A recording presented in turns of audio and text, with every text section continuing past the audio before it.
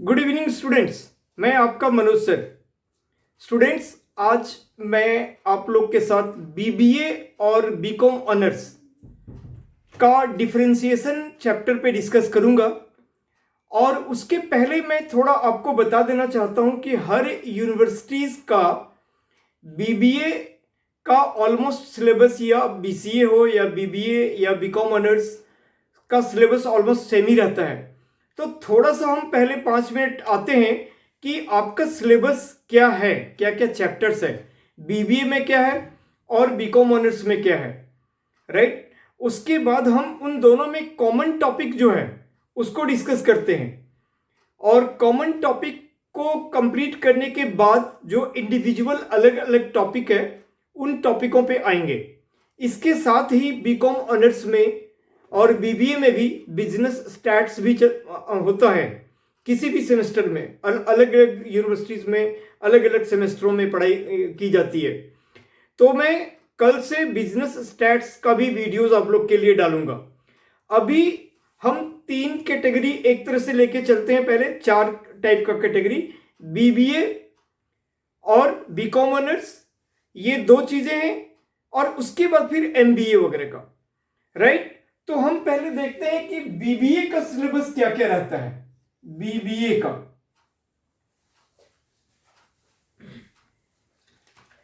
आप देखो, ये आपका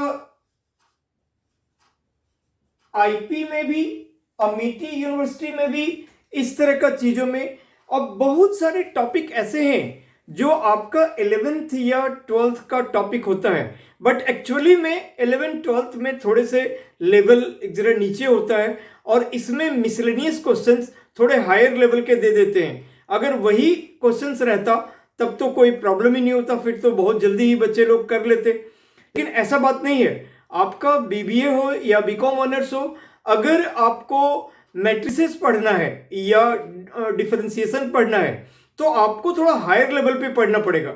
हायर नोड पे आपके क्वेश्चंस होंगे, राइट। वो बेसिक क्वेश्चंस नहीं होंगे। जैसे 12th में मान लो डिफरेंशिएशन में आपने एनआईटी में एक कुछ सर्टेन लेवल का एक बेसिक क्वेश्चंस पढ़ा, अब आपको मिक्सअप करके थोड़े हायर लेवल के क्वेश्चंस को आपको टैकल करने होंगे। तो ये डिफरेंस है। अगर आपने पढ़ भी रखा है पहले तो आप ये नहीं कह सकते हो कि वो आता ही आता है। हाँ, वो कंसेप्ट आपको जरूर यूज में आएगा, राइट। ऐसे ही हर चैप्टर का। तो मैं आपको यही कहूंगा कि अलग अलग राइटर्स के लिए टीचर्स कहते हैं, तो पर अगर आप कोई एक राइटर भी ले लेते हो और उससे कंप्लीटली आप सारे कंसेप्ट्स और एग्जाम्पल क्वेश्चंस और एक्सरसाइज क्वेश्चंस बनाते हो तो, और कुछ 5 ईयर के क्वेश्चन पेपर बना जाते हो अपने यूनिवर्सिटीज का, तो बिल्कुल परफेक्ट प्रिपरेशन हो गया और अब 100 में 100 भी ला सकते हो। बट मैं जैसे कि जेके ठुकराल, मोस्टली जो यूनिवर्सिटीज हैं और मोस्टली स्टूडेंट्स जेके ठुकराल जी का बुक्स वगैरह ऐसे पढ़ते हैं, तो ये बीबीए के लिए आप देख रहे होगे, बीबीए के लिए ये जेके ठुकराल जी का बिजनेस मैथमेटिक्स का बुक है, राइट।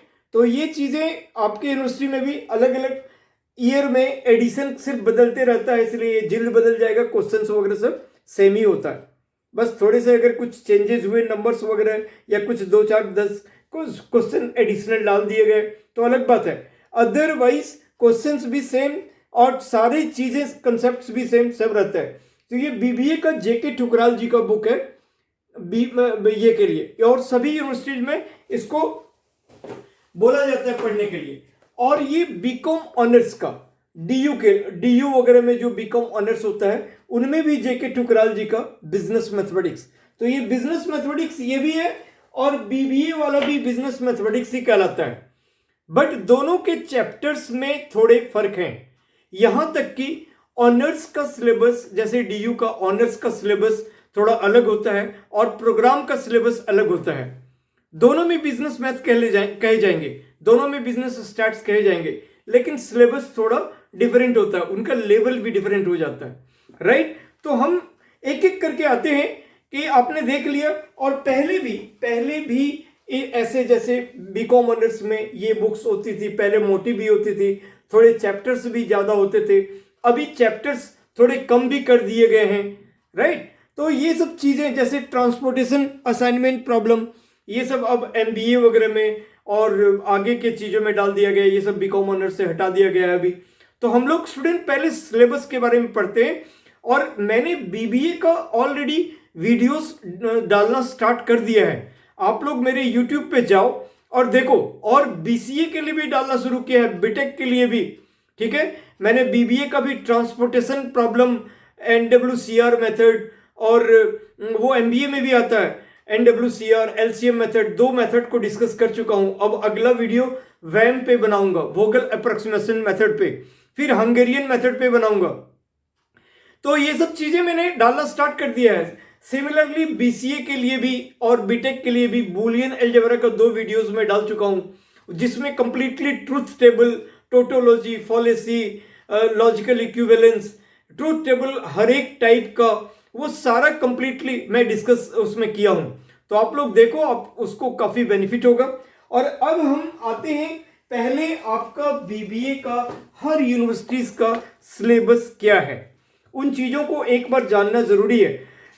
वैसे तो आपके पास सिलेबस कंप्लीट होता ही है, बट फिर भी मैं आपको थोड़ा सा एक बार अपने वीडियोस में बता देना चाहूंगा ताकि आपको पता हो। तो देखो यहाँ पे कंटेंट्स है, पहला चैप्टर आपका, और ये टाइम वेस्ट नहीं है क्योंकि अलग अलग यूनिवर्सिटीज में थोड़ा सा डिफरेंट हो जाता है अलग अलग चैप्टर्स, इसलिए मोटा मोटा आप देख लो कि ये चैप्टर्स हम लोग डिस्कस करेंगे।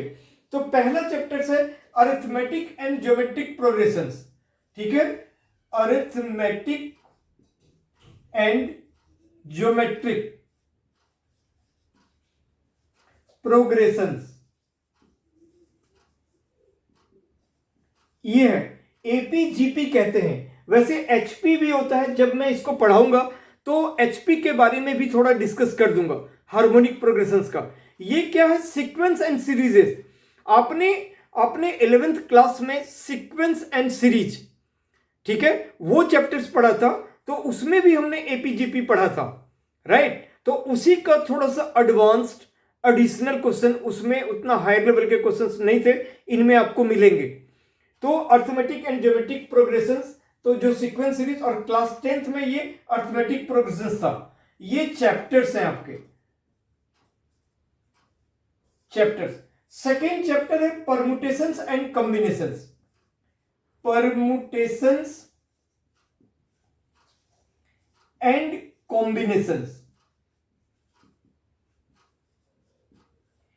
इन जनरली, जैसे मैं आपको बताऊं कि जब आपने 10th में पढ़ा था, और आगे भी देखो, जब आपने लीनियर इक्वेशन पढ़ा या क्वाड्रेटिक इक्वेशंस पढ़ा, तो उनमें न्यूमेरिकल टाइप के प्रॉब्लम होते थे और कुछ वर्ड प्रॉब्लम होते थे, ठीक है।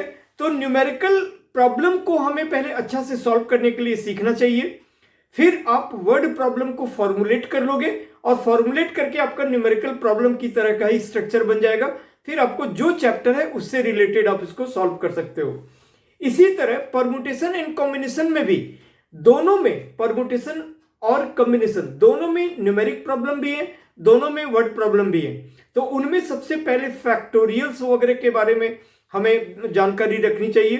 फैक्टोरियल से रिलेटेड NPR, NPN और NCR, NCN, इनसे रिलेटेड हमारा कुछ क्वेश्चंस होते हैं प्रूविंग वगैरह का, वो हमें जानना चाहिए।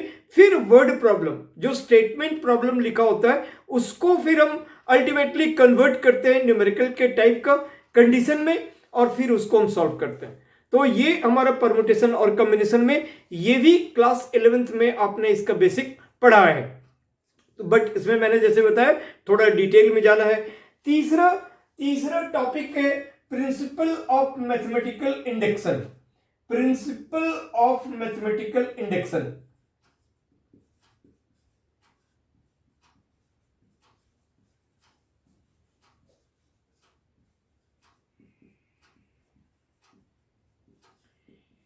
ये भी आपका 11th क्लास में 4th टॉपिक है ना। इसमें भी हम कोई भी स्टेटमेंट वगैरह, जो भी Pn एक स्टेटमेंट गिवन होता है, तो P1 is true for all n, P1 is true for all. अगर हमारे पास Pn इक्वल टू कुछ भी, सपोज जैसे हम एक एग्जांपल लेते हैं 1 + 2 + 3 + ... n, इसका इक्वल होता है n × n + 1/2। अगर मैं लेता हूं 1 square plus 2 square plus 3 square plus dot dot dot dot n square, तो इसका सम होता है n into n plus one into 2n plus one upon 6। 1 cube, अगर मैं लेता हूं तीसरा example 1 cube plus 2 cube plus 3 cube plus dot dot dot dot n cube, तो उसका सम होता है n into n plus one by two का होल स्क्वायर। तो ये जो भी स्टेटमेंट है, अगर मैं n का वैल्यू 1 पुट करूं कि P1 is true for all n, अगर मैं LHS में 1 का वैल्यू n का वैल्यू 1 पुट करूं तो और RHS में 1 पुट करूं तो दोनों रिजल्ट सेम आएंगे। इसमें एक चीज प्रूफ करते हैं, P1 is true for all n, या उसी को कहते हैं P1 holds true. Secondly, if Pk is true for that statement then we have to prove that Pk plus 1 is also true. ये दो पार्ट ऐसे रहता है। फिर इसमें कुछ और सर्टेन और डिफरेंट काइंड के भी क्वेश्चन रहते हैं कि सर्टेन एक Pn दिया रहता है इज डिविजिबल बाय समथिंग या मल्टीपल बाय समथिंग, इस टाइप के सिचुएशंस भी होते हैं, तो वो चीजें हैं। उसके बाद फोर्थ टॉपिक है मैट्रिसेस एंड डिटरमिनांट्स। इनमें स्टूडेंट्स इन 12th क्लास में मैट्रिसेस एक अलग चैप्टर था, डिटरमिनेंट एक अलग चैप्टर था, है ना। इसमें इन दोनों को मर्ज किया गया है। फिर हम डिफरेंट टाइप्स ऑफ मैट्रिसेस पढ़ेंगे। उसके बाद उस मैट्रिसेस को हम लोग अलग अलग मेथड्स, अगर हमारे पास लीनियर इक्वेशन गिवन होगा उसको हम लोग मैट्रिक्स मेथड से, क्रेमर्स रूल से, जिसको डिटरमिनेंट मेथड कहते हैं, उन दोनों मेथड से हम 2 वेरिएबल का या 3 वेरिएबल का, हम एक्स वाई जेड हो चाहे एक्स वाई हो, हम 2 वेरिएबल 3 वेरिएबल का वैल्यू निकालते हैं। तो इनमें हम लोग मैट्रिसेस में टाइप ऑफ मैट्रिसेस के बारे में पढ़ेंगे, डिफरेंट काइंड का। उसके बाद लीनियर इक्वेशंस पढ़ेंगे, एलिमेंट्री रो ऑपरेशंस पढ़ेंगे, डिटरमिनेंट में डिटरमिनेंट को कैसे सॉल्व किया जाता है, उसके बाद उसके प्रॉपर्टीज को पढ़ेंगे। तो ये सब चीजें हमें थोड़ा सा हमको जानकारी रखना चाहिए, हम लोग क्या क्या बेसिकली पढ़ रहे हैं। तो ये फोर्थ आपका जो इसमें फोर्थ टॉपिक था बीबीए में, इसमें जो आईपी यूनिवर्सिटी के बारे में मैं फोकस कर रहा हूँ। आईपी में ये चीजें पढ़ाई होती है, अलग अलग यूनिट में उसको डिवाइड किया गया है। और आपका जैसे फर्स्ट टर्म जब कॉलेज में शुरू में एग्जाम होते हैं तो यूनिट 1 हो जाता है, फिर मिड टर्म का पेपर जब होता है तो 1 और 2 यूनिट होता है, और फिर थर्ड टर्म और फोर्थ टर्म, ये फिर फाइनल में सारे होते हैं, राइट। तो ये फोर्थ टॉपिक मैंने बताया। फिफ्थ टॉपिक पढ़ेंगे application of matrices to business and economics. Fifth topic पढ़ेंगे इसका एप्लीकेशंस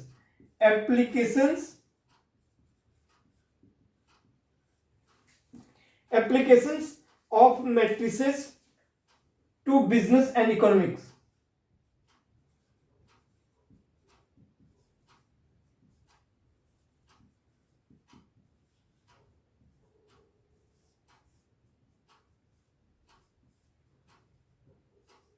राइट, अब हम लोग एप्लीकेशंस का मतलब क्या हुआ कि हम कोई भी स्टेटमेंट प्रॉब्लम को कन्वर्ट करेंगे और उसके बाद उसको नॉर्मल प्रॉब्लम मतलब कि न्यूमेरिकल सिचुएशंस में लाएंगे और फिर सॉल्व करेंगे।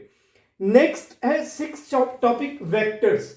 आपने बिल्कुल वेक्टर पढ़ा होगा, वेक्टर्स, है ना। बहुत सारे बच्चे को वेक्टर 3D में प्रॉब्लम होता है। जो साइंस स्ट्रीम के बच्चे होते हैं उनको तो कोई दिक्कत नहीं है क्योंकि वो फिजिक्स में भी पढ़ते हैं, और बहुत सारे बच्चे जो होते हैं कॉमर्स या ह्यूमैनिटीज, उनको थोड़ा घबराहट भी होती है कि ये क्या है, ये फिजिक्स का चीज़ क्यों। एक तो मैथ्स हम लोड लेके चलते हैं, फिर उसमें भी फिजिक्स डाल दिया गया, बट ऐसा कुछ भी नहीं है, बहुत ईजी है।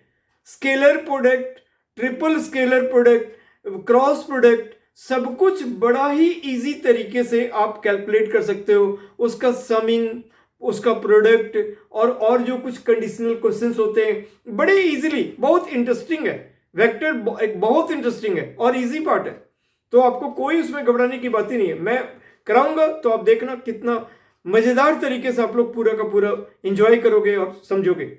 नेक्स्ट है ये, इसका भी बेस 12th है लेकिन थोड़ा सा डिफरेंट होगा। सभी का सेम सिचुएशन है, सेवेंथ टॉपिक है डिफरेंशिएशन। सेवेंथ टॉपिक है आज का। मुझे लगता है कि आज का वीडियो मुझे ये एक क्लासिफिकेशन, सबसे पहले हम लोग जो कुछ भी काम करते हैं तो उसका हमें जानना चाहिए होता है। मैं ये कई बार बोला हूं अपने वीडियो में कि हम लोग क्या काम करने जा रहे हैं, उसमें क्या क्या चैप्टर्स है, एक स्ट्रेटेजी, एक माइंड मेकअप हो जाना चाहिए कि क्या क्या चैप्टर्स हैं, क्या क्या हमें पढ़ना है, ये चैप्टर किस बारे में है, उसका एक समराइज्ड नॉलेज हमें हो जाना चाहिए। और उसके बाद फिर हम उसको पढ़ने में हमको इंजॉय होता है, पढ़ने में हमें एक आइडिया आ जाता है कि अच्छा इसमें इतना एफर्ट लगाने की बात है, इस चैप्टर में हम क्या क्या पढ़ते हैं। जैसे मैं एक बात बताऊं आपको, पहला चैप्टर है एपीजीपी, तो हम लोग उनमें मोस्टली क्या पढ़ते हैं, टर्म से रिलेटेड सवाल पढ़ते हैं, सम से रिलेटेड पढ़ते हैं, मीन से रिलेटेड पढ़ते हैं, है ना। तो एपी में हो चाहे जीपी में या एचपी में, सब में मोस्टली हम लोग टर्म, सम और मीन, यही 3 कैटेगरी के सवाल पढ़ते हैं। बाकी कोई प्रूफ दैट वगैरह जो है वो एक डिफरेंट है, बट मेन थीम वही है। ऐसे ही मैंने अभी आपको एग्जांपल दिया प्रिंसिपल ऑफ मैथमेटिकल इंडक्शन का, कि कोई भी स्टेटमेंट देता है हम वही चीज प्रूव करते हैं, P1 होल्ड्स ट्रू, और secondly if PK is true then PK+1 is also true.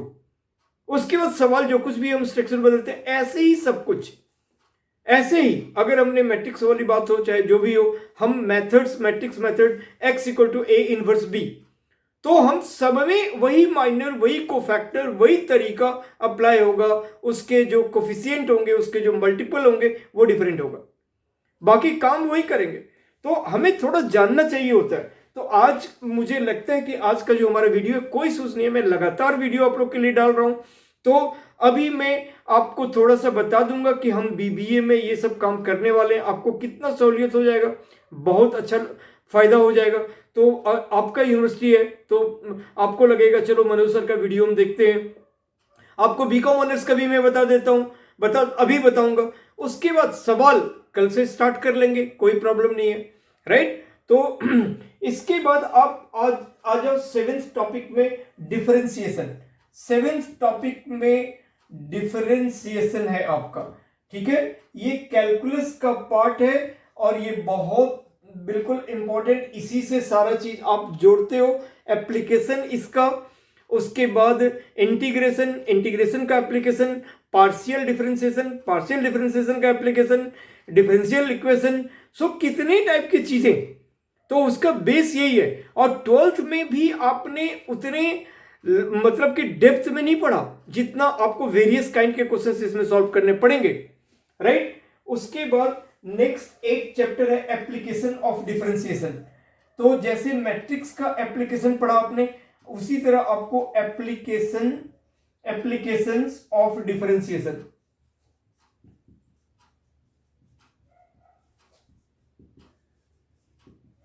ये आपका 8th टॉपिक है। 9th टॉपिक है पार्शियल डिफरेंशिएशन, ये बिल्कुल नया है आप लोग के लिए, पार्शियल डिफरेंशिएशन।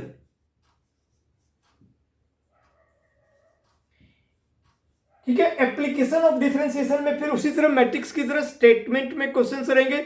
इसके अंदर में आपने पढ़ा है एओडी, जिसको 12th क्लास में आपने उसमें पढ़ा, रेट ऑफ चेंज, है ना, टेंजेंट नॉर्मल, उसके बाद approximation, increasing decreasing, maxima and minima, ये सब आपके एप्लीकेशन के पार्ट हैं। इनमें भी आप ये सब चीजें पढ़ोगे फर्दर मोर क्वेश्चन के साथ, राइट। इसके बाद पार्शियल डिफरेंशिएशन आपके लिए बिल्कुल अलग है। डेल, इसमें डेल साइन यूज करते हैं, del by del x, del by del y, बड़ा ही इंटरेस्टिंग है। बच्चों को बड़ा डिफिकल्ट टाइप का फील होता है, एकदम वैसा नहीं है, बहुत मजेदार है ना। तो पार्शियल डिफरेंशिएशन में भी हम 2 वेरिएबल, 3 वेरिएबल, यूलर्स थ्योरम, ये सब चीजें प्रूफ करते हैं और वो निकालते हैं उसका डिफरेंशिएशन। डिफरेंशिएशन ही बेस है, बट इसमें हम एट ए टाइम एक वेरिएबल कांस्टेंट रहता है, दूसरा वेरिएबल का डिफरेंशिएशन करते हैं एंड सो ऑन, वो मैं आपको बताऊंगा। उसके बाद एप्लीकेशन, तो हर एक चीज का एप्लीकेशन है आपका। 10th है application of partial differentiation, application.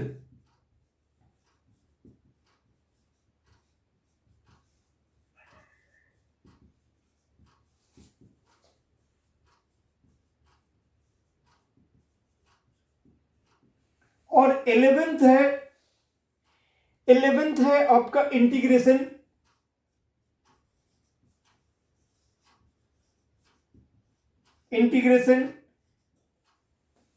Integration से तो बहुत सारे लोग बड़ा चैलेंजिंग लेते हैं और बहुत सारे लगते हैं ओहो क्या आ गया ये तो डर ही जाते हैं, ये सांप वाला सिचुएशन है ना। ऐसा कुछ भी नहीं है, ऐसा कुछ भी नहीं है।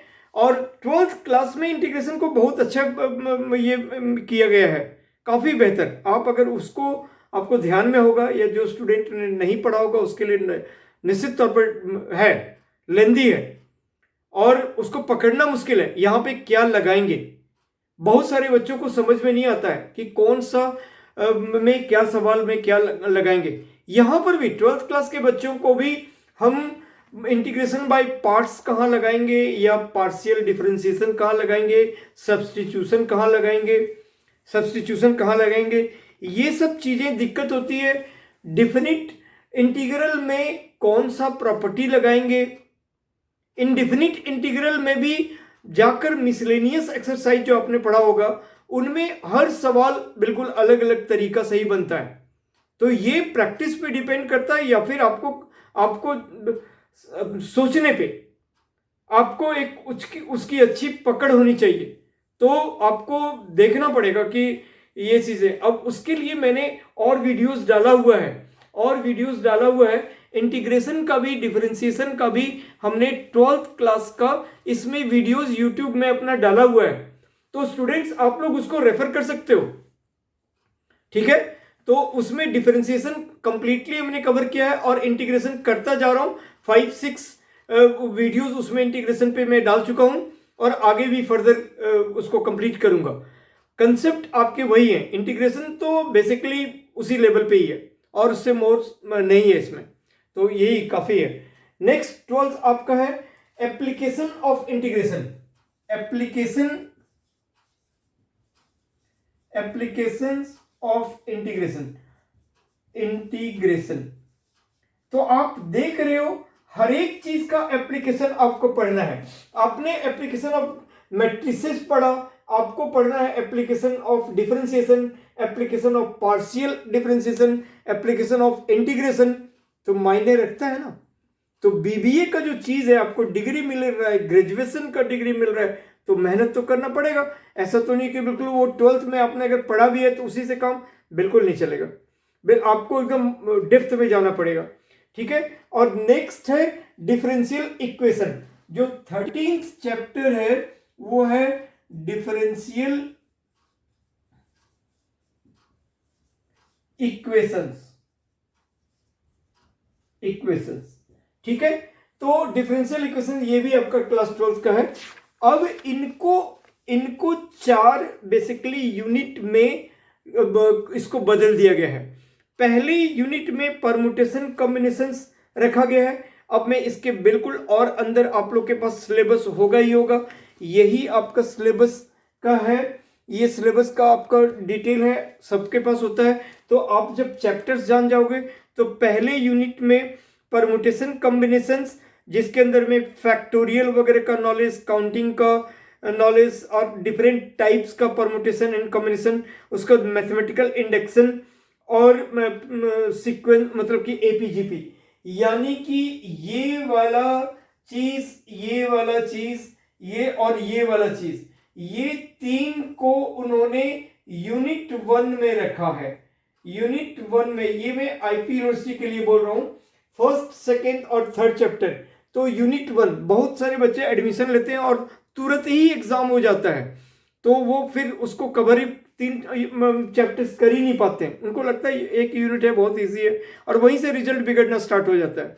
इसीलिए बहुत कुछ है, आपको पढ़ना पड़ेगा। ये 3 चैप्टर यूनिट 1 में है। 2nd में है आपका मैट्रिक्स अलजेब्रा। तो इसमें मैट्रिक्स और इसका जो भी टाइप्स और एप्लीकेशंस, ये सब कुछ आपका 2nd में है। और वैसे तो आपको दिख रहा है इसमें एप्लीकेशंस में बहुत सारा है, inventory flow analysis, variance analysis, है ना, preparation of depreciation, Laplace schedule. तो इसमें भी आप इनपुट आउटपुट एनालिसिस, तो बहुत कुछ नया है। तो वही वही वाला एप्लीकेशन नहीं है।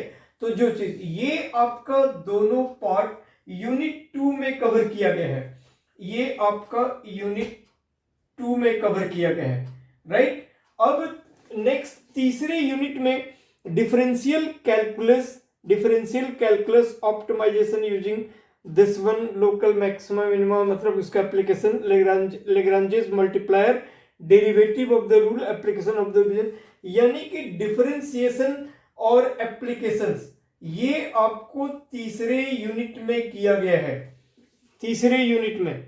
और इंटीग्रल एंड डिफरेंशियल इक्वेशंस, यानी कि इसी तीसरे यूनिट में आपको पार्शियल वाला पार्ट भी ले लेगा, पार्शियल वाले पार्ट को भी ले लेगा, ठीक है।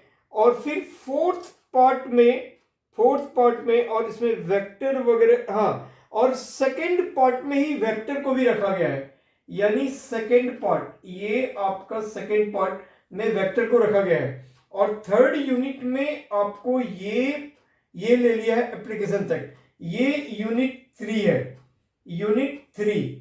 और यहां पे आपको राइट 7, 8, 9, 10 और 11, 12, 13 ये यूनिट 4 है, यूनिट 4 है।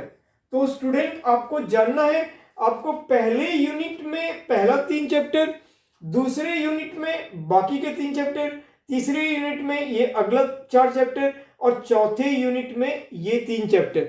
ये आपका बीबीए का सिलेबस मैंने आईपी यूनिवर्सिटी का बताया, और इसी तरह अमिटी का है, इसी तरह अलग यूनिवर्सिटीज का भी है, ठीक है।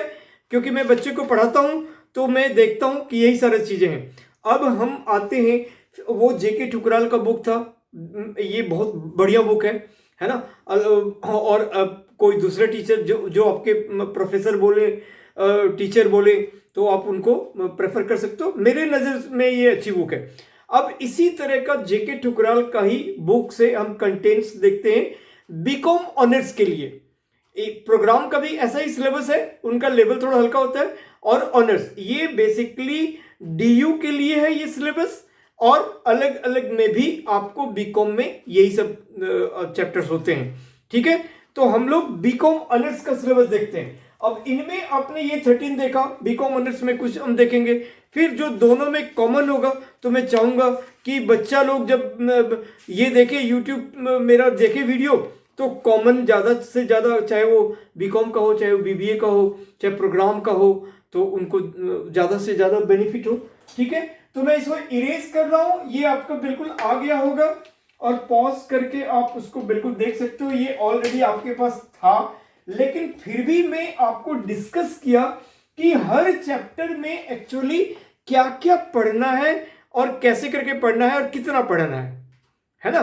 क्योंकि ये चीजें जानना एक बहुत ही, बच्चा को कॉन्फिडेंट हो जाता है और उसको फिर लगने लगता है अच्छा कोई बात नहीं हो जाएगा, और अदरवाइज नहीं तो वो बिल्कुल सेशन तक, जब तक आप उसका चलता है सेमेस्टर, तब तक उसको एक घबराहट बना हुआ रहता है कि हम कहाँ हैं, कहाँ एग्जिस्ट कर रहे हैं, कितना पढ़े। या तो कोई कोई उसको लेता ही नहीं है, बड़ा फॉरगिवन ले लेता है कि कोई बात नहीं हो जाएगा। बट एक्चुअल में हमें कहाँ कहाँ इंटीग्रेशन में हमें पूरा टाइम लगता है, उसके एप्लीकेशंस में तो बहुत जगह बहुत टाइम भी लगता है, तो हमें उसको टारगेट लेके चलना चाहिए। नाउ कम टू, अब हम लोग आएंगे बीकॉम ऑनर्स का syllabus, right. BCom honours and BCom pass, maybe pass का जो पास या फिर प्रोग्राम आप इसको कहो, BCom programme.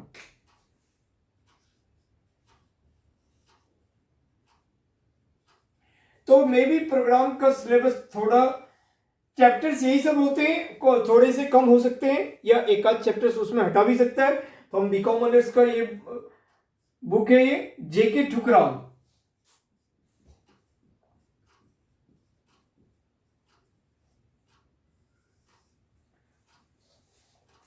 Matrices and determinants. पहला चैप्टर जो है आपका, जो चैप्टर है, पहला चैप्टर है मैट्रिसेस एंड डिटर्मिनेंट्स। मैंने इस चैप्टर के बारे में बता दिया क्या है, और ये बीबीए में भी था, है ना। तो दोनों में हमें सेम ही चीज पढ़ना है। Second, applications of matrices to business and economics, बिल्कुल सेम टू सेम उसमें भी था। Applications to matrices to business and economics.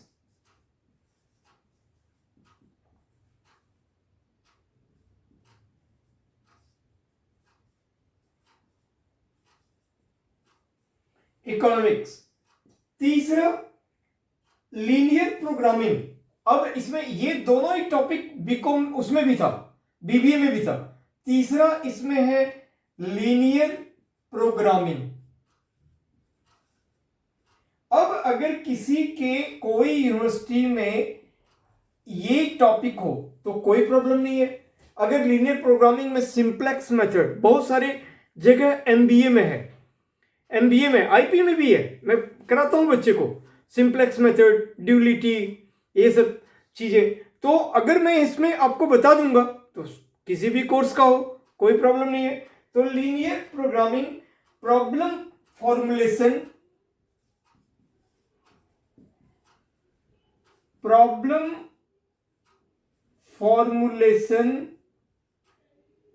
Formulation and solution bye graphic method, and solution bye graphic method. Graph वगैरह बना के और उसको हमको सॉल्यूशन लेना है, graphic method, right. Fourth topic है आपका इसका application, linear programming the simplex method. फिर से linear programming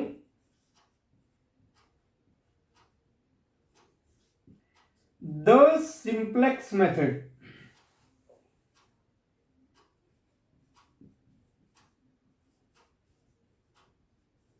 the simplex method, ये भी बड़े लंबे सवाल होते हैं सिंप्लेक्स मेथड का। आपके पास स्टेटमेंट होते हैं, उसको कन्वर्ट करना होता है इक्वेशंस में, उसके बाद पूरी कंप्लीट टेबल बनाते हैं।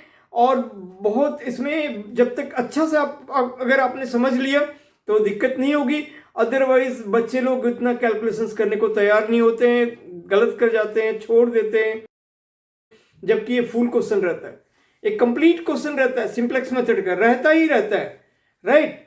तो अब आप देखो, फिफ्थ टॉपिक है फंक्शंस, लिमिट एंड कंटिन्यूटी।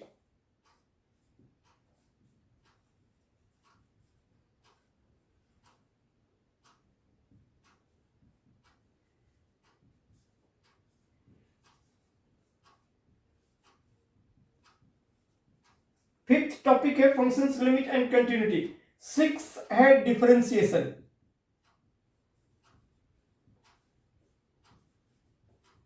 तो ये पहला, दूसरा और छठा, सिक्स ये बीबीए में भी था। सेवन, एप्लीकेशन ऑफ डिफरेंशिएशन, ये भी था।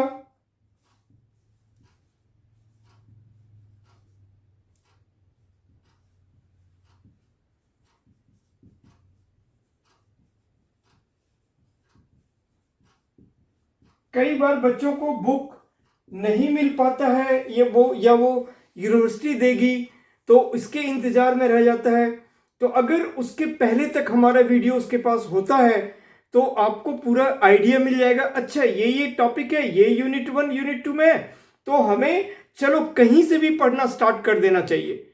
यूनिट 1 में जो चीजें हैं, वैसे तो नेट पे सब कुछ अवेलेबल है, आपको सिलेबस आपको पता चल ही जाता है नेट से पहले से ही। पर फिर भी आप वीडियो देखोगे तो उसको अच्छा से समझोगे और उसको स्टार्ट कर सकते हो।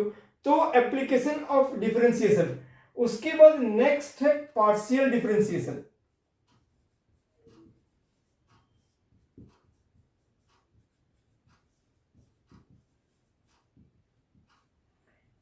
फिर नाइन्थ है आपका applications of partial differentiation.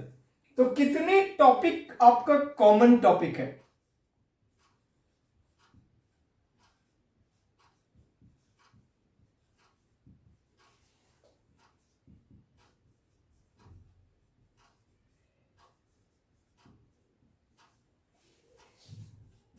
10th है इंटीग्रेशन,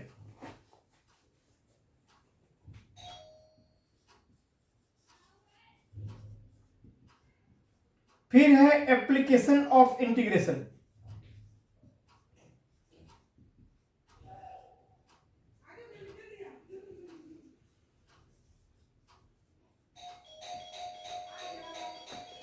नेक्स्ट है मैथमेटिक्स ऑफ फाइनेंस। ये बिल्कुल एक अलग टॉपिक है, मैथमेटिक्स ऑफ फाइनेंस।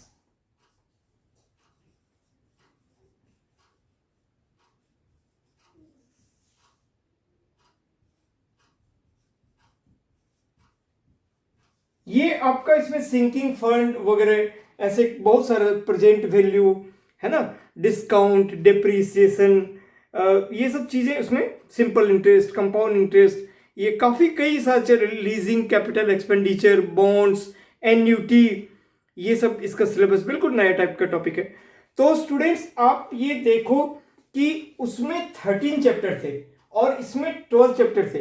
तो हर यूनिवर्सिटी का अपना एक ऑर्गेनाइज्ड सिलेबस जो है उसको सर्टेन है कि आपको ये सब चीजें पढ़ाना ही पढ़ाना है। ये गवर्नमेंट की तरफ से फिक्स होता है, आप लोग जानते ही होंगे। तो इतने ये टॉपिक पढ़ाना ही है। किसी को पहले सेमेस्टर में, किसी को दूसरे में रख दिया जाता है बुक्स को। आप उसमें देखो बीकॉम में भी 12 चैप्टर है बिजनेस मैथ्स में, और उसमें 13 चैप्टर थे। तो इन दोनों में फर्स्ट, सेकंड, उसके बाद ये 6 तीसरा हो गया, ये 4th चौथा हो गया, ये 5वां हो गया, ये 6ठा, 7वां, 8वां, यानी कि इसमें 12, उसमें 13, उसमें 8 चैप्टर ऐसे हैं जो कॉमन है। 8 चैप्टर्स काफी मायने रखता है, 2/3 है ना। तो अगर ये 8 चैप्टर्स में आपको शुरू में डिस्कस करूं तो सारे बच्चे बेनिफिशियल हो जाएंगे, राइट। अब मैं थोड़ा सा आपको बताता हूं कि बीकॉम ऑनर्स में यूनिट 1 में क्या होता है। तो यूनिट 1 में आपका मैट्रिक्स एंड डिटरमिनेंट्स है। यूनिट 1 में मैट्रिक्स एंड डिटरमिनेंट्स है, और इसका मतलब है कि इसके सारे आपका एप्लीकेशंस भी है। तो ये आपका यूनिट 1 में है, राइट। यूनिट 2 में, यूनिट 2 में आपका, अच्छा इसमें 5 यूनिट्स है, तो ये आपका यूनिट 1 में आ गया, 1 और 2 चैप्टर। यूनिट 2 में mathematical function and there types, linear, quadratic, polynomial, exponential, logarithmic, मतलब डिफरेंशिएशन का सारा पार्ट, कंसेप्ट ऑफ रूल और मैक्सिमम मिनिमा एंड सेकंड, और ठीक है। तो आपका अब आ गया ये 3 चैप्टर, ये 3 chapter, function, limit and continuity, और डिफरेंशिएशन और एप्लीकेशन ऑफ डिफरेंशिएशन। ये 3 चैप्टर आपका यूनिट 2 में है, यूनिट 2 में है, राइट। 3rd यूनिट में आपका पार्शियल है, उसका एप्लीकेशंस है, इंटीग्रेशन है, ये सब, और एप्लीकेशन ऑफ इंटीग्रेशन, यानी कि आपका दिस और ये एप्लीकेशन ऑफ इंटीग्रेशन, यहाँ ये 1 2 3 4, ये आपका यूनिट 3 में है, ये यूनिट 3 में है। 4th में आपको मैथमेटिक्स ऑफ फाइनेंस है। ये इंडिविजुअल एक ही टॉपिक बहुत बड़ा है, और ये यूनिट 4 में है।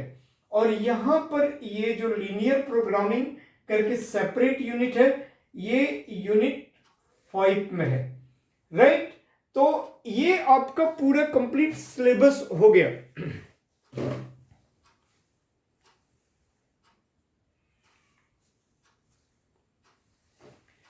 राइट स्टूडेंट्स, तो इसी तरह से अब हम लोग कोई भी चीजें अब हम लोग स्टार्ट कर सकते हैं। इनफैक्ट आज हमने कंप्लीटली आपको सारा सिलेबस का नॉलेज दिया है, और इस तरह से हम लोग कोई भी टॉपिक स्टार्ट करेंगे, और स्टार्ट करने के बाद उसको फिर हम लोग उसी तरह से एक एक करके पढ़ना ये करेंगे। अब मैं बस थोड़े आपको उसका, जैसे इसमें यूनिट 2 में दिखलाया था, और हमारा बीकॉम ऑनर्स में यूनिट 2 में कैलकुलस है बीकॉम ऑनर्स में, और इसमें हमारा बीबीए में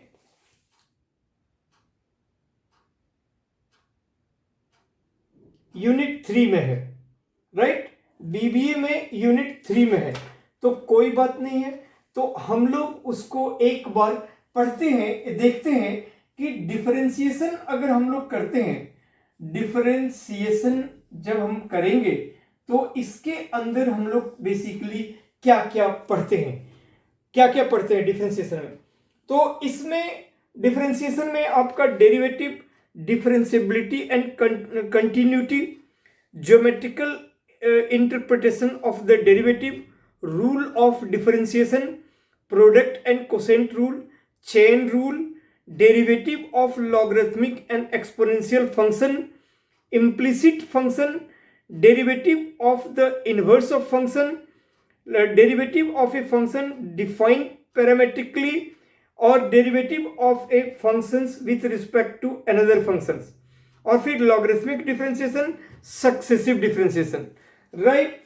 और तो इसका मतलब हम सबसे पहले जब डिफरेंशिएशन हम करते हैं तो कौन से टाइप का फंक्शंस का डिफरेंशिएशन करते हैं, तो ILATE, ये इंटीग्रेशन में भी, इंटीग्रेशन बाय पार्ट्स में ये वर्ड यूज होता है। तो बेसिकली हम लोग इस तरह के फंक्शंस का डिफरेंशिएशन करते हैं। ये इनवर्स फंक्शन होता है, लॉगरिथमिक, अलजेब्रिक, ट्रिगोनोमेट्रिक, एक्सपोनेंशियल, इस टाइप के फंक्शंस का डिफरेंशिएशन करते हैं। डिफरेंशिएशन को हम लोग डेरिवेटिव भी कहते हैं, डेरिवेटिव।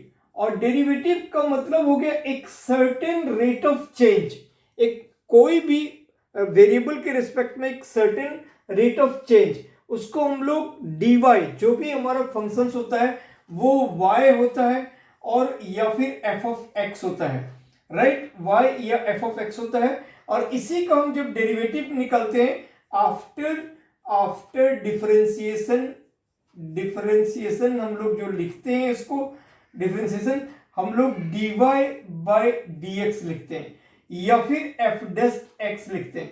तो जो हमारे क्वेश्चंस होता है वो y इक्वल टू होता है, जब हम डेरिवेटिव करते हैं तो वो dy, मैंने इसको ग्राफिकल रिप्रेजेंटेशन भी अपनी डिफरेंशिएशन का, मैं उसके ऊपर और नहीं आना चाहता हूं। जब मैं यहाँ पे आपको दे रहा हूं तो ये YouTube में ही रहेगा और YouTube में ही मेरा बाकी वीडियोस भी है। तो मैं आपको सबसे पहले तो यही कहूंगा कि मेरा जैसे डिफरेंशिएशन का पहला वीडियो देख लो, पार्ट 1। तो पार्ट 1 जब आप देखोगे तो बहुत कुछ वहां से मिल जाएगा।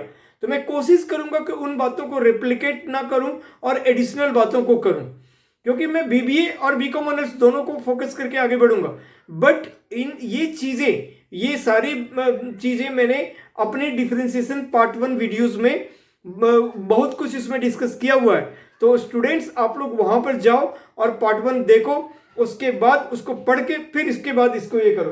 तो मैं ग्राफिकल मैंने समझाया हुआ था कि कैसे डेरिवेटिव का मतलब क्या होता है, ठीक है। मैं उन पॉइंट्स पे फिर दोबारा नहीं आ रहा हूं।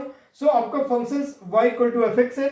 जब आप डेरिवेटिव निकालोगे, डिफरेंशिएशन निकालोगे तो उसको हम dy बाई dx कहते हैं, जिसको f डैश x कहते हैं, ठीक है। वैसे तो ये एक बार हमने डिफरेंशिएशन किया तो ऐसे हुआ, आगे चलकर अब आप डेरिवेटिव कर ही रहे हो। सपोज अगर आप 2 टाइम आपने डिफरेंशिएट कर दिया, एक बार रिजल्ट होके जो आया, एक और बार अगर आपने उसको, उस फंक्शन को डेरिवेटिव निकाला, कैसे निकालते हैं ये सब चीजें हम अभी तुरंत आते हैं। तो उसको फिर हम लोग पढ़ते हैं d2y बाई dx स्क्वायर या f डबल डस्ट x कहते हैं। इसी तरह 3 टाइम जब आप करोगे तो d3y, ये सब आपको क्लियर हो जाएगा, बाई dx का पावर 3 या f ट्रिपल डस्ट x कहते हैं। और फिर 4 टाइम, फिर 5 टाइम, फिर nth टाइम, ऐसे ऐसे अगर आप करोगे तो आप nth टाइम अगर कोई भी n टाइम अगर डिराइव करोगे, आप सोचोगे सर ने तो डायरेक्टली अभी हम क्या क्या करते हैं वो नहीं, मैं अभी आपको बता रहा हूं कि कोई भी फंक्शन, कोई भी चीज जो सवाल आपका दिया हुआ है, एक बार करने के बाद हम ये लिखते हैं और इसी को हम लोग y1 भी कहते हैं और y डस्ट भी कहते हैं। इसको हम लोग y2 भी कहते हैं, y डबल डस्ट भी कहते हैं। इसको हम लोग y3 से भी डिनोट करते हैं, y ट्रिपल डैश से भी डिनोट करते हैं। और n टाइम जब हम करते हैं तो dny बाय dx का पावर n, और इसको fn x भी कहते हैं और yn यहां भी कहते हैं और ऐसे भी कहते हैं। सो ये सब हैं और इसको हम लोग हायर ऑर्डर और nth ऑर्डर डेरिवेटिव वगैरह कहते हैं। तो डिफरेंशिएशन किसका निकालते हैं और कैसा फॉर्मेट होता है, एक बार डिफरेंशिएशन करने के बाद हम क्या चीज से डिनोट करते हैं, दो बार अगर मैं करना चाहूं तो उसको ऐसे डिनोट करते हैं, उसी को जो रिजल्ट आया है एक और बार करना चाहूं तीसरी बार तो ऐसा डिनोट करते हैं, और फिर एंड फर्दर 4 टाइम 5 टाइम्स। सो हम इतनी बार करते नहीं है, n टाइम्स के समय में n टाइम्स करने के टाइम में हमें 3 बार करके देखना चाहिए और फिर रिलेशन देखना चाहिए कि क्या रिलेशन है। एनीवे स्टूडेंट्स, अब हम बेसिकली आ रहे हैं कि जब हम डेरिवेटिव हमने ग्राफिकल आप वहां से पढ़ लोगे, आप मैंने बताया कि किसका डिफरेंशिएशन करते हैं। अब जो रूल्स टाइप ऑफ डिफरेंशिएशन आपने देखा होगा, टाइप ऑफ डिफरेंशिएशन जो अभी मैं आपको बताया कि कौन कौन सा टाइप हम लोग डिस्कस करते हैं। तो एक सबसे पहले होता है नॉर्मल डिफरेंशिएशन, नॉर्मल डिफरेंशिएशन होता है, राइट डिफरेंशिएशन, जिसका मतलब बेसिकली अगर मैं एक छोटा सा एग्जांपल दे दूं कि अगर दो टर्म है u प्लस v, तो इसका मतलब होता है d by d x of पहला term plus d by d x of दूसरा टर्म। अगर आपका 3 टर्म है बीच में प्लस साइन है तो plus d by d x of तीसरा term. d by d x का मतलब हो गया कि differentiate this with respect to this, d by d x of y। dy by d x का मतलब क्या हुआ, अगर आपको dy बाई डी एक्स का मतलब हो गया कि differentiate y with respect to x, इसके रिस्पेक्ट में इसको डिफरेंशिएट करते हैं, राइट। और ये चीजें हमने पूरा और डिस्क्राइब किया हुआ है। तो एक तो normal differentiation basically u plus v हम ऐसा करते हैं। दूसरा रूल होता है प्रोडक्ट रूल, प्रोडक्ट रूल, इसको मल्टीप्लिकेशन रूल भी समवेयर कहते हैं। ये दो फंक्शन, कोई भी टाइप का दो फंक्शन, आइदर वो आइलिट में मतलब inverse, trigonometric, algebraic, exponential, logarithmic, कोई भी टाइप का, ट्रिगोनोमेट्रिक मतलब साइन थीटा कॉस थीटा, ऐसे जो भी है, इनवर्स मतलब sine inverse, cos inverse, tan inverse, cot inverse, sec inverse, cosec inverse, और कोई भी दो फंक्शन या 3 फंक्शन भी अगर आप u इंटू वी का d बाई डी एक्स करोगे तो u को रखकर d by d x of v और प्लस v को रखकर d by d x, v को रखकर d by d x of u, right, d by d x of u। यानी पहला फंक्शन को एज इट इज रखो और d by d x of, अभी मैं पूरे बताऊंगा कि d बाई डी एक्स कोई भी फंक्शन का निकालते कैसे हैं। हम लोग एक एक चीज हम लोग करके थोड़ा देखते चले जा रहे हैं। तो d by d x of मतलब कि u को रखेंगे, पहला फंक्शन को रखेंगे, और d by d x of दूसरा फंक्शन प्लस दूसरे फंक्शन को रखेंगे d by d x of पहला फंक्शन। इसी तरह बाय द वे अगर हमारे पास 3 फंक्शन होते हैं u इंटू वी इंटू डब्ल्यू, तो अब इनमें क्या है, इनमें ऑर्डर आप चेंज, अगर पहले आप इस वाली बात को लिखते हो बाद में इसको लिखते हो तो उससे कोई फर्क नहीं पड़ता है, क्योंकि वो तो कम्यूटेटिव रूल है ना, 2 + 3 = 3 + 2 वाली बात है। अब अगर आपके 3 फंक्शन है तो एक तो लॉग के हेल्प से बहुत इजी हो जाता है, लॉग के हेल्प से सॉल्व करना। बाकी बाय द वे अगर हम प्रोडक्ट रूल के अकॉर्डिंग अगर हम करना चाहें तो एक बार हम u को डिफरेंशिएट करते हैं, एक बार v को करते हैं और एक बार w को करते हैं। तो हम v और w को रखे और d by d x of u ऐसा करते हैं, v w को रखे और रखे मतलब this into this as it is, और फिर d by d x of u, फिर एक बार v को डिफरेंशिएट करेंगे यानी u और w को रखेंगे d by d x of v, और फिर उसके बाद w को डिफरेंशिएट करेंगे तो u और v को रखेंगे और d by d x of w। तो एक बार हमने u का डिफरेंशिएट किया, बाकी को दोनों रखा, एक बार प्लस v को किया सेकेंड वाले को, बाकी को दोनों रखा, प्लस w को रखा।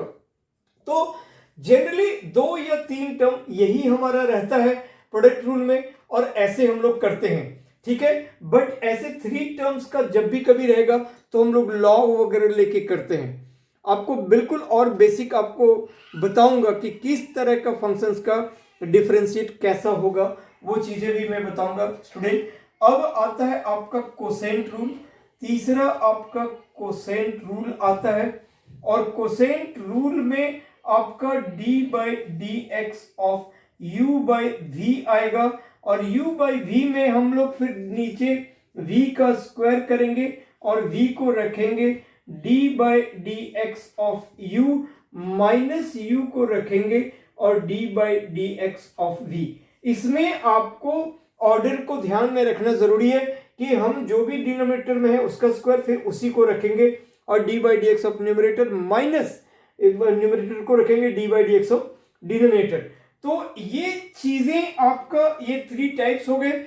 इसके बाद आपका जो नेक्स्ट और टाइप आपको करना है, वो नेक्स्ट टाइप के जो सवाल हैं वो आपका फोर्थ टाइप इम्प्लिसिट फंक्शन है, इम्प्लिसिट फंक्शन है, राइट, इम्प्लिसिट फंक्शन है। फिर आपका पैरामेट्रिक फंक्शन है, पैरामेट्रिक फंक्शन है। फिर लॉगरिथमिक फंक्शन है, लॉगरिथमिक फंक्शन है। इसमें कोई भी बुक में कोई भी चीज आगे पीछे वगैरह भी ऐसे दे देता है, ठीक है। लॉग पैरामेट्रिक, फिर इनवर्स फंक्शन है, इनवर्स फंक्शन है। फिर एक्सपोनेंशियल इसी में आ जाता है, राइट, इसी के अंदर कहीं कहीं आ जाता है, वो सेपरेट टाइप नहीं है, जबकि ये सब सेपरेट टाइप्स हैं। ये इम्प्लिसिट सेपरेट टाइप है, पैरामेट्रिक, लॉगरिथमिक ये। अब जो एक्सपोनेंशियल है वो उसके जो होते हैं e का पावर x वो इन्हीं में दे देता है, तो वो सेपरेट टाइप नहीं है। हाँ, उसके बाद ये होने के बाद फिर हम लोग आते हैं एक फंक्शन का दूसरे फंक्शन के रिस्पेक्ट में। यहां तो हम सारे फंक्शन को x के रिस्पेक्ट में डिफरेंशिएट करते थे, तो वो आ जाएगा डिफरेंशिएट ए फंक्शन, डिफरेंशिएट को DIFF भी शॉर्टकट में लिखते हैं, differentiate a function with respect to other function, other function, एक फंक्शन का दूसरे फंक्शन के रिस्पेक्ट में डिफरेंशिएट करना, राइट। फिर higher order derivative, higher order derivative मतलब हो गया कि आपको एक फंक्शन को 2 बार 3 बार 4 बार कुछ भी करने के लिए कह सकता है ना। तो एक से ज्यादा बार जब हम डिफरेंशिएट करते हैं उसको हम हायर ऑर्डर डेरिवेटिव कहते हैं। और इसके बाद आता है सक्सेसिव डिफरेंशिएशन, ठीक है। इसके बाद सक्सेसिव डिफरेंशिएशन, तो हायर ऑर्डर में ही हम सेकेंड ऑर्डर डेरिवेटिव भी कहते हैं, थर्ड ऑर्डर भी करते हैं, nth ऑर्डर भी कहते हैं। ये सब कैटेगरी आता है हायर ऑर्डर डेरिवेटिव के अंदर ही। और उसके बाद हमारे पास प्रूफ दैट रहता है कि अगर आपका एक चीज के अंदर में अगर आपका अगर समथिंग इक्वल टू समथिंग कुछ दिया हुआ है और ये प्रूफ करो, इस टाइप एक एक्सप्रेशन रहता है दैट इक्वल टू समथिंग, वो आपको प्रूफ करो, तो वो चीजें हम सक्सेसिव डिफरेंशिएशन के अंदर में पढ़ते हैं। इसके अलावे इसमें हम लोग मीन वैल्यू थ्योरम भी पढ़ते हैं, मीन वैल्यू थ्योरम भी पढ़ते हैं, और इसी में एंड रोल्स थ्योरम भी पढ़ते हैं, राइट। तो दोनों में सवाल थोड़ा सा डिफरेंट हो जाता है। तो बीबीए में भी हमारा यही चीजें हैं और इससे ज्यादा नहीं है। डेरिवेटिव द इनवर्स,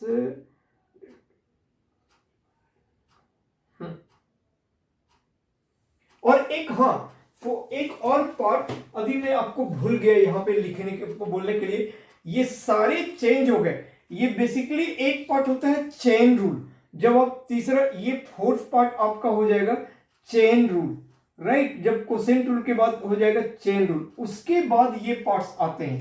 अब ये सारे पार्ट्स आपका चेंज हो गया, राइट। तो ये आपका हो गया 5th part, 6th part, 7th, 8th, 9th, 10th, 11th, 12th।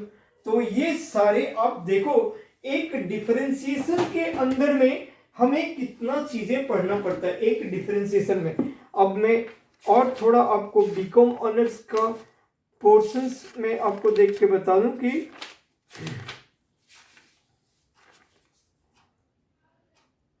इसके बाद डिफरेंशिएशन, फिर लिमिट एंड कंटिन्यूटी एक बिल्कुल अलग है, ठीक है। तो डिफरेंशिएशन में आपको इतना ही बातें पढ़ना है जितना मैंने आपको लिख दिया। तो ये 12 टाइप की चीजें आपको डिफरेंशिएशन के अंदर में पढ़ना है पूरा, ठीक है। और अब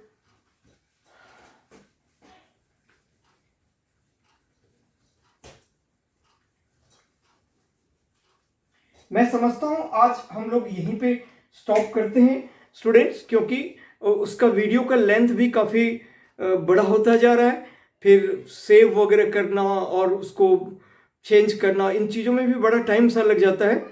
तो अब अपने ये को वीडियो को यहीं पे स्टॉप करते हैं और फिर हम सवाल और कैसे स्टार्ट करेंगे, एक्स का पावर n रहेगा तो उसका डिफरेंशिएशन क्या होगा, या कौन कांस्टेंट रीड करेंगे और कैसे सवाल हम जल्दी से जल्दी कल या परसों में ही, जैसे ही हमारे पास टाइम रहेगा, आई थिंक परसों, तो हम उसको आपको नेक्स्ट क्लास लेते हैं और फिर उसमें हम वीडियो डालेंगे।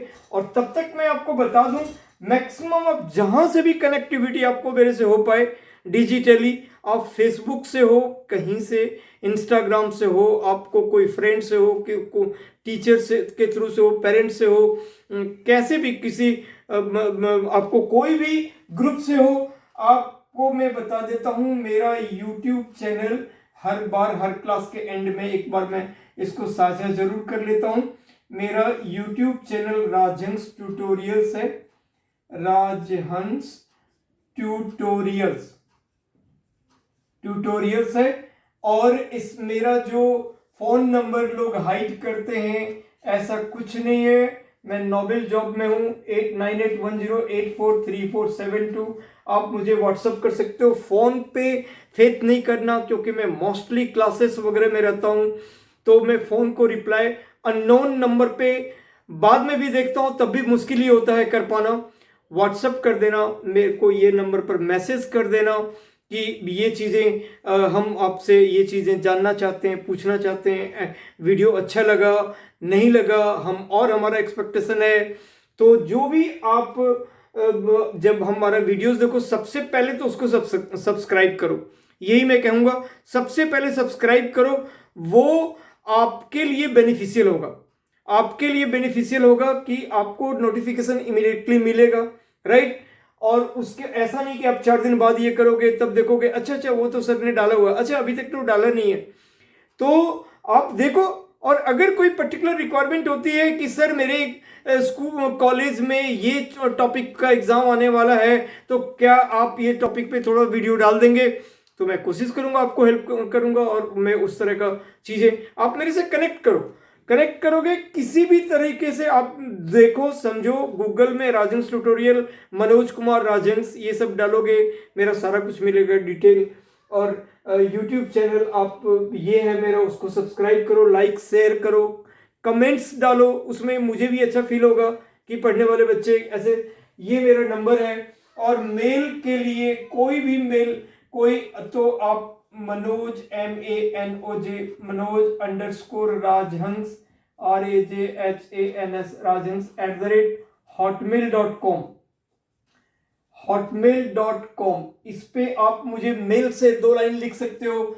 या फिर कोई के पास में जीमेल होता है, तो चलो मैं उसको वैसे manoj_k.rajhans68@gmail.com। आप इन सबों पे कैसे भी मोड में आप मेरे से कनेक्ट हो सकते हो, ठीक है students. Thank you so much, take care. अभी बहुत ज्यादा अभी कंडीशंस पूरे इंडिया में कोविड वगैरह को लेकर अभी कंट्रोल में नहीं है, तो आप लोग अपना अपना ध्यान रखना, फ्रेंड्स का, फैमिली का। और क्या कह सकता हूं, सबों को अपना अपना ध्यान रखना चाहिए, रिस्पॉन्सिबिलिटी से काम करना चाहिए हमें। मास्क, डिस्टेंसिंग, ये सारी बातें आप लोग सब जानते ही हो, बड़े बच्चे हो तो भी सभी लोग जानते हैं, तो हमें उसका ध्यान रखना चाहिए। और मैं आपसे जल्दी ही मिलूंगा, बिल्कुल 2 दिन के अंदर में मैं कोशिश करूंगा आपको इसको अगला एपिसोड डाल दूं। ठीक है, तब तक के लिए thank you so much, take care, bye.